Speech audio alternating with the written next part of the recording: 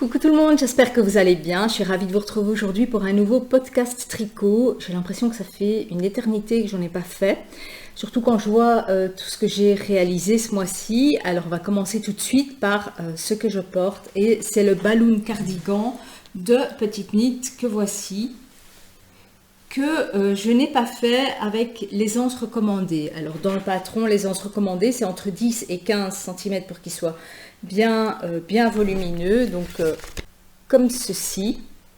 Et moi je l'ai fait avec maximum 4 cm d'aisance pour pouvoir le porter avec des petites robes en été. Alors aujourd'hui j'aurais bien mis une robe, mais vu le temps pourri, dégueulasse qu'il y a, je n'ai pas pu quoi.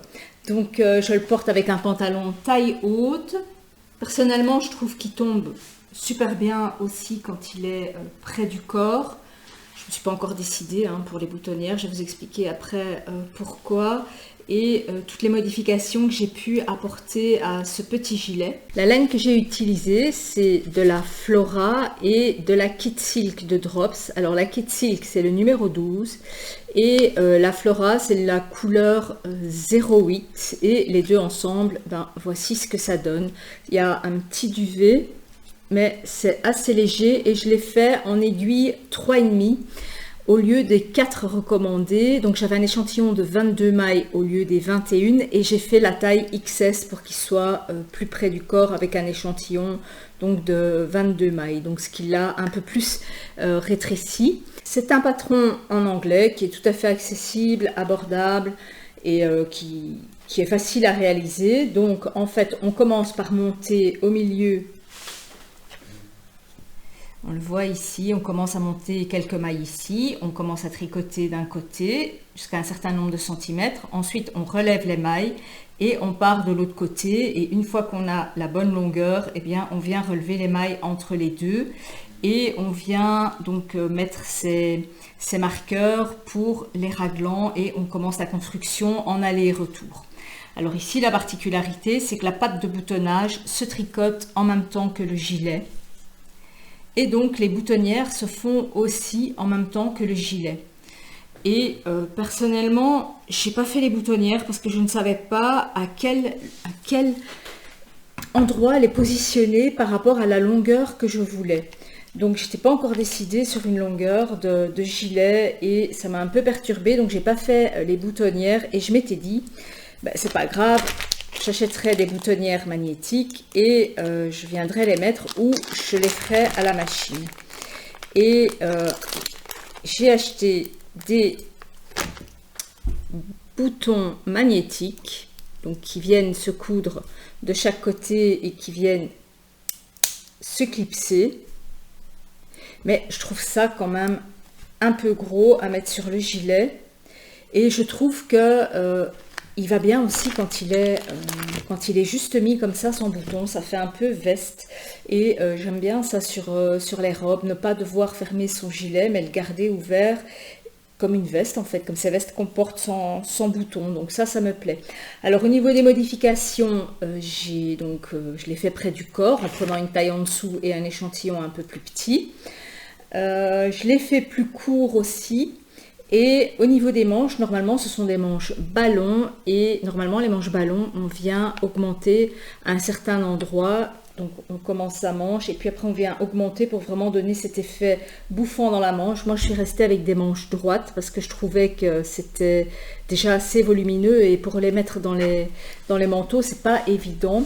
Donc j'ai relevé 4 mailles de plus de chaque côté pour éviter les trous, vous savez moi je relève toujours des mailles en plus en dessous pour ne pas avoir de trous et je les ai tricotées, je les ai pas diminuées. Et ici je suis venue faire des diminutions sur 6 rangs pour venir donner cet effet un peu ballon, un faux ballon en fait, et faire mon poignet. Alors au niveau des rabattages, j'ai fait le rabattage tubulaire qui donne vraiment un superbe effet. Le rabattage tubulaire pour les côtes 1-1, c'est vraiment ce que je préfère, c'est vraiment ce qui fait professionnel, quoi. J'adore ça. Alors la prochaine fois que je le ferai, parce que j'en ferai encore un autre, je le ferai peut-être avec une aisance un peu plus grande, donc je ferai la taille XS mais avec un échantillon de 21 mailles. Et je ne ferai pas ce système-ci où on vient tricoter de chaque côté parce que moi en fait je ne l'ai pas bien centré et je ne l'ai pas vu tout de suite. Donc ce que je ferai, je viendrai monter des mailles provisoires d'un côté, je tricoterai toute ma bande et puis ensuite je rejoindrai, quoi. Enfin, comme ça je n'aurai pas cette ligne de démarrage ici en plein milieu qui risque d'être un peu plus à droite ou un peu plus à gauche. Au niveau des quantités de laine que j'ai utilisé 4 pelotes de chaque. Elles font toutes les deux 210 mètres. Et donc la Flora, elle contient 65% de laine et 35% d'alpaga. Et la Kit Silk, c'est 70% mohair et 30% soie. Et entre nous, c'est un mélange. Enfin, en 3,5, c'est un peu plus massif, c'est un peu moins souple. Et c'est ce que je voulais quelque chose qui est du corps, qu'on ne voit pas à travers, et plutôt le porter comme une veste, quelque chose de très chaud. Donc en 3,5, on a quelque chose de beaucoup plus rigide qu'en 4. Mais entre nous, on a quand même un beau tombé. Alors, le projet suivant, si vous observez, vous allez très vite le reconnaître, c'est un gilet qui a eu beaucoup de succès, c'est le Rosa de Lang avec Anna que j'avais envie d'avoir en noir, qui se caractérise par des raglans ajourés en dentelle. Alors c'est pas très compliqué à faire, il y a un petit diagramme ou des notes écrites pour suivre et c'est ce qui fait les augmentations des raglans. En fait, elles sont faites par des jetés, hein. C'est vraiment très simple et si ça vous fait peur, faut franchement pas hésiter parce que c'est vraiment facile à faire. J'ai réalisé ce gilet avec un mélange donc, de Thin Silk Mohair de Sandnes Garn et de la Lang Yarn Shawool Superwash. Donc celle-ci elle est constituée de 75% de laine vierge et 25% de nylon. On ne sait pas c'est quoi comme laine qu'il y a dedans. 50 grammes 210 mètres et ici c'est pas non plus de la mohair soie, c'est 57% mohair, 28% soie et 15% de laine. Et je peux vous dire que les 15% de laine, on les sent parce qu'ici je suis à même la peau et on sent vraiment qu'il y a de la laine dedans, quoi. Ça gratte un peu. Je trouve pas ça très agréable à même la peau, quoi. Donc ça je mettrai avec quelque chose en dessous, mais ce qui sera dommage, c'est qu'alors on ne verra pas les raglans. Alors ici, je l'ai fait avec 8 cm d'aisance, je l'ai fait un peu plus large, et je le voulais comme ça, quoi. Donc ici, c'est un patron en français qui est tout à fait accessible, même aux débutants, je trouve, parce qu'il est très bien expliqué, il est facile à faire. Ici, la patte de boutonnage, elle est faite après. Donc on commence par monter un certain nombre de mailles. On fait une première ligne à l'envers où on vient placer ses marqueurs et on commence à faire ses jetés pour déterminer les raglans, enfin pour faire ces augmentations du raglan et à certains moments des augmentations de chaque côté. Donc pour faire ce V. Et une fois qu'on a terminé les raglans, eh bien, on sépare les manches et on est parti en jersey. Et quand on a terminé, on fait sa patte de boutonnage en relevant des mailles. Et c'est tout simple. Moi, la patte de boutonnage, j'ai vraiment suivi le patron dans celui-ci. Donc j'ai fait une patte de boutonnage avec des côtes de 2, tout comme la fin l'élastique de la fin. Et ici j'ai fait mes boutonnières aussi sur 3 rangs. Donc premier rang, je fais un jeté et 2 mailles ensemble. Deuxième rang, je tricote tout et troisième rang, je retricote en passant à l'intérieur du trou du bouton pour ne pas avoir de fil. Donc ça c'est une technique super facile pour les boutonnières. Et pour les boutons, j'ai mis des boutons en nacre que j'ai trouvé chez Veritas et qui passent partout, quoi. Les boutons en nacre comme ça passe partout. Alors ils sont très légers et j'aime bien, quoi. J'aime pas en fait les boutons qui sont trop lourds. Donc ça c'est aussi un gilet que je referai certainement, mais pas dans cette matière un peu piquante. Alors en plus j'en ai encore du mohair comme ça et moi je le trouve pas très agréable à même la peau, donc je ferai des pulls plutôt que je porterai avec des linges de corps parce que c'est pas très agréable à porter. Enfin, peut-être qu'une fois qu'il aura été lavé plusieurs fois, ce sera un peu plus agréable, mais si vous êtes déjà sensible à certains mohair, je ne vous le conseille absolument pas. Au niveau des rabats, j'ai fait ici un rabat tout simple où on tricote 2 mailles et on les rabat toutes les deux ensemble. On en retricote une, on rabat les deux ensemble. Je ne sais pas comment s'appelle ce rabat. Si vous connaissez le nom, mettez-le moi dans les commentaires parce que je ne sais vraiment pas comment il s'appelle. Et voilà quoi. Alors le tissu que ça donne, là, cette laine à chaussettes jaoul et ce tin silk, c'est assez fin. Il n'y a pas trop de duvet, mais par contre, je vous dis, c'est pas très agréable à porter. Donc ça, si je m'en refais un, bah, ce sera certainement avec une laine un peu plus douce que celle-là. Au niveau des quantités que j'ai utilisées, c'est 4 pelotes et demie et 4 pelotes et demie de tin silk, puisqu'elles ont le même métrage, donc ça, c'est pareil, quoi. Le gilet suivant que j'ai terminé, c'est le Cloud Cardigan, que voici. Alors celui-ci, je trouve qu'il tombe vraiment tip top, il est vraiment nickel, mais je vous en parle pas dans cette vidéo parce que j'ai fait une vidéo dédiée au Cloud Cardigan qui s'appelle Inspiration tricot autour du Cloud Cardigan, et je vous mets la vidéo dans le petit i, vous pouvez cliquez dessus et allez la voir si ça vous intéresse. Et j'ai fait aussi cette version-ci que je vais teindre et que j'ai fait avec une aisance plus grande. Donc ça, je vous en parle dans une autre vidéo. Alors, suite à ma dernière vidéo sur les aiguilles circulaires, je me suis rendu compte que j'avais perdu mes aiguilles en bambou. Donc j'ai fait des fouilles et je les ai retrouvées. Donc c'est le kit Spin en aiguilles circulaires bambou. Donc ce sont exactement les mêmes que les Twist. Mais je ne les utilise pas avec les câbles qui sont fournis avec, je les utilise avec les câbles rouges aussi, avec les câbles Twist qui vont bien mieux parce que je trouve que les câbles Spin accrochent, donc les câbles blancs transparents, je trouve qu'ils accrochent et ça je n'aime pas. La particularité de ces aiguilles, c'est juste qu'elles sont plus légères et qu'elles glissent beaucoup moins, et moi je les utilise généralement l'été.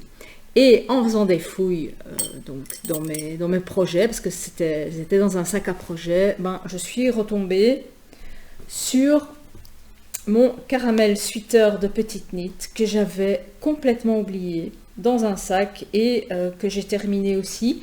Mais comme je vous ai déjà parlé de ce modèle, je vais faire une vidéo dédiée où je vous parlerai de mes 2 modèles de caramel sweater, qui est en fait un sweat avec un col roulé, mais bon, c'est plus trop de saison, quoi. Et donc la laine que j'avais utilisée ici, c'était la Nord de Drops et la Kit Silk de Mayflower, et ici c'était la couleur 09 et ici c'était la couleur 26, donc turquoise et deep sea, donc mer profonde, et voilà ce que ça donne, quoi. Donc ça, je vous en parlerai dans une autre vidéo aussi. Alors en faisant des fouilles, je me suis dit, mais bon sang, qu'est-ce que tu as comme reste de laine? Donc des pelotes singulières, il me restait une pelote et demie de ceci, une pelote et demie de cela. Donc je me suis dit, il serait peut-être temps de te lancer dans un projet pour liquider tous ces restes, quoi, qui sont dans un panier. Et je me suis dit, bah, c'est peut-être le moment de réaliser le stripe, une première version du stripe d'Andrea Mori, que j'avais envie de faire avec mes belles laines. Et quand j'ai lu le patron, en fait, ben, il faut casser la laine entre chaque rayure, et ça m'avait un peu refroidi dans le fait, enfin, utiliser des belles laines et à chaque fois les casser. Si le yoke ne me va pas, ou s'il est trop grand, ou s'il fait des défauts, ben ça me dérangeait, quoi. Donc je m'étais dit que j'allais faire une première version pour voir comment le yoke tombe avec tous ces restes de laine, et voici ce que j'ai fait comme première version. Donc ici, on a, pour la laine noire, c'est de la Drops Flora et de la Mayflower. Pour la laine orange, donc c'est le reste de mon Fern Sweater. Donc c'est de la Alpaga Silk et de la... Ici, j'ai pris de la Mayflower orange en Kit Silk. Alors là, beige, c'est le reste donc de mon gilet de balloon cardigan. Donc c'est de la Flora et de la Kit Silk de Drops. Et la laine rouge, c'est le reste de mon Regal raglan. Donc c'est de la Flora de Drops avec de la Kit Silk de Drops ici. Alors le voici. Je l'ai fait en version crop et pendant tout un temps, je me suis dit, j'aurais peut-être pas dû mettre le rouge, ça casse. Puis je me suis dit, bah non, de toute façon, c'est avec des restes et c'est bon. Alors, il faut que je vous le montre de l'intérieur. Voilà, j'ai pas encore rentré les fils parce qu'il n'est pas encore bloqué, il n'est pas encore tout à fait terminé. Et ce que je voulais, c'était voir si le yoke tombait bien avec une aisance juste de 4 cm pour pas avoir un trop grand yoke. Parce que quand on a une petite carrure comme la mienne, ben, dès qu'on fait un yoke un peu trop grand, ça gondole et moi ça me plaît absolument pas. Donc je vais l'essayer. Et voici comment il tombe. Alors ici on voit qu'il tombe vraiment nickel. Moi je l'ai juste fait avec 4 cm d'aisance et il est juste bien. Alors maintenant le rouge ne me dérange plus, mais je vous dis au moment où je l'ai tricoté, ça me perturbait quoi ce rouge. Donc il est très facile à faire, si ce n'est que à chaque fois il faut casser la laine et revenir à une autre couleur. Alors pour les jonctions, j'ai pas fait les jonctions telles que je les faisais avant, donc en glissant une maille. Ici, Andrea Mori, elle explique une autre technique qui est d'aller chercher la maille en dessous. Et enfin ça c'est expliqué quand vous achetez le patron qui est en anglais, vous avez accès à une vidéo qui vous montre comment le faire. Et vous voyez donc que derrière, ben, je n'ai pas de démarcation, j'ai pas d'escalier, rien du tout. Et on voit aussi ici à l'arrière que les rangs raccourcis sont aussi noyés dans les couleurs, donc on ne les voit pas. En fait, il y a quelques rayures qui sont un peu plus grandes que les autres, mais ça ne se voit pas, quoi. Donc j'ai appris encore en faisant ce pull et c'est à la fois stressant et à la fois moi casser ma laine comme ça à chaque fois ça me stressait parce que ça m'arrive quand même régulièrement de défaire des projets et je me suis dit bah là cette laine là c'est fini quoi, je la récupérerai pas si le pull ne va pas et tout compte fait bah je suis contente quoi. Donc si je vous montre de plus près, ben les jonctions en fait elles sont ici et on les voit quasiment pas quoi, si je ne vous le dis pas vous ne les voyez pas quoi. Donc ça j'ai apprécié, maintenant je sais faire des rayures sans glisser de maille, enfin, parce que je trouve qu'avec le glisser de maille, si on regarde bien, on voit, et je trouve qu'ici c'est beaucoup mieux, quoi, ça se voit beaucoup moins.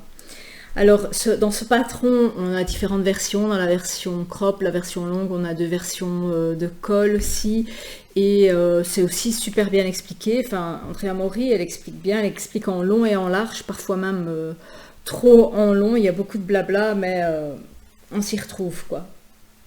Donc ça c'est un projet que je dois terminer, je dois juste le bloquer et ensuite rentrer tous les fils et ça à mon avis ça va me prendre une plombe parce que quand on voit le nombre de rayures, enfin il n'y a pas que là, hein, il y a aussi dans les manches quoi, dans les manches c'est pareil, il y a tous ces fils qui pendent aussi dans les manches que je dois rentrer. Donc ça c'est la partie un peu plus longue et moins amusante de ce type de pull. Alors ensuite dans mes projets en cours, j'ai choisi le Cumulus Blues de Petite Knit qui est un basique, avec un col en V qui se porte normalement avec une aisance, enfin qui se tricote avec une aisance de 10 à 15 cm mais que moi je vais réduire à 92-94 cm, donc 4 cm d'aisance.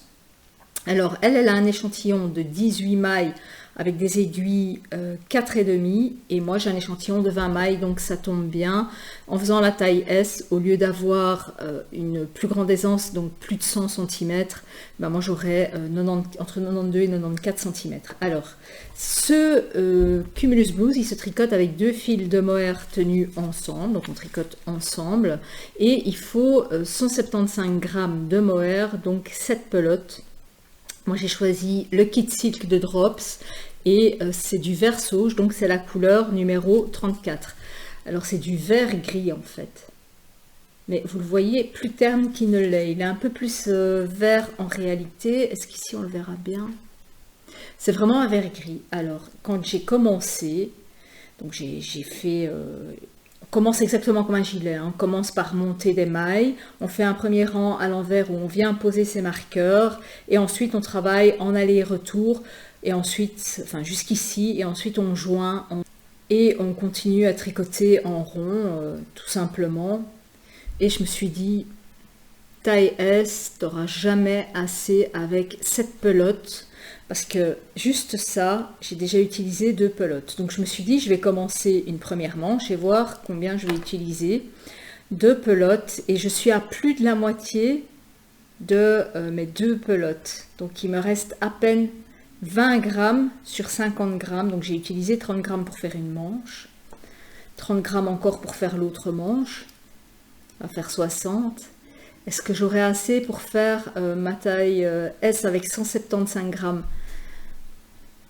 J'ai vraiment comme un doute. Donc ça, je vais vraiment me dépêcher de le faire. Alors c'est tout simple, hein, c'est vraiment tout simple. Au niveau des finitions, ben ici on a une finition en I-cord pour la manche. Et l'I-cord, vous avez aussi des vidéos qui vous l'expliquent. Hein,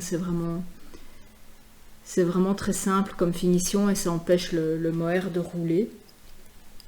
Et ça, c'est vraiment quelque chose que je vais me dépêcher de terminer parce que s'il faut que je recommande 1 ou 2 pelotes avec le même numéro de lot, j'ai vraiment comme un doute, quoi.